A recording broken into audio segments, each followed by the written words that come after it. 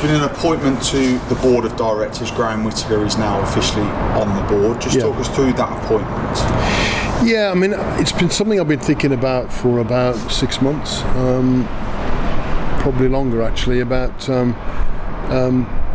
We've worked very hard over the last couple of years getting a better connection between the football club and its supporters, and I suppose it's the next step in that journey. I think Graham is a supporter. He's also someone who's been around the club for a while. He's performed the SLO role, which is a voluntary role, and he's done it very well. And so I began to think, well, perhaps in terms of getting the board even closer to the supporters of Walsall Football Club, it would be a smart move to put Graham actually on the board.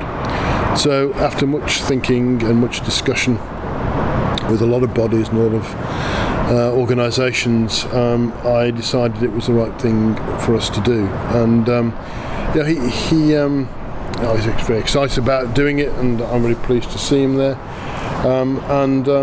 But it's all part of that process of making sure that we're as good as we can be and better than anybody else with the supporters, and we treat them properly. So it's that process I'm in. And what will his role now be? You know, obviously he continues that support liaison role, but what will he be doing extra in this new role? Well, he'll have a far more powerful role. I mean, the SLO is a role of liaison between the supporters and the board. But once you're on the board, you're part of the decision-making process. So it's a more powerful role. It's a stronger, louder voice, and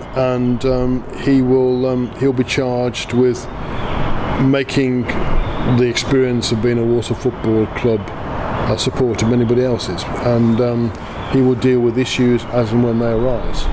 You know, when we had the problems around the Forest Green Rovers game, which are, I've talked about a lot, he was instrumental in helping us fix those problems.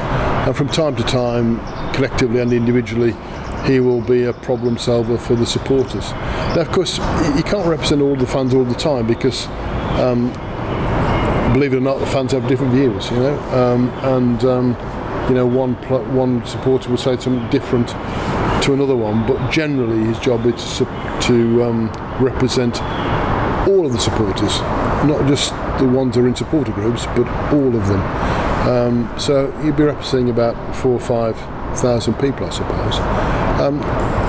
It's part of what I do, because everyone knows I'm a Walsall boy and a Walsall supporter, but it's going to the next level and making sure someone's focusing on that all of the time, not just when I've got time, but when Graham's job is to do it all of the time and never take his eye off that particular ball. I don't want supporters to use him as a sort of punch bag, when things go wrong, let's go to Graham and give him a punch because things haven't gone.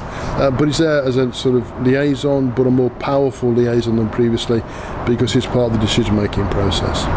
And it's a role that's becoming more familiar in football now, seeing fan representation at that sort of level. But why is this such a key step for the football team? Well, the SLO, the supporting liaison officer, is actually a requirement of the EFL. You have to do it. But to put it on the board is different. It's not unique though. I think there are 12 clubs now have taken this step. And if you read the signs of football, I think it's coming. And when the reports are put to government, particularly fuelled by the failed attempt to create the European Super League last year, when the disconnect between the owners of a football club and the supporters became so apparent, I think that will trigger the requirement to have a supporter director going forward, whether you like it or not. But I just don't want to go into the whether you like it or not situation. I do like it, and therefore if I like it, why don't you get on with it and do it? So I've made the decision to get on and do it. The important thing is he's independent of the board. He's a non-executive director. He doesn't work for the football club. He works on behalf of the supporters, representing the supporters to the board and the board to the supporters. Partly what I do, but as I said earlier on, with full focus upon it. But he's independent. He will have his say, will have his view on what the rest of the board is saying, and the voice of the 5,000 people that'll be here on Saturday, hopefully. So that's why we've done it, and we'll see how it works over the next 2 or 3 years.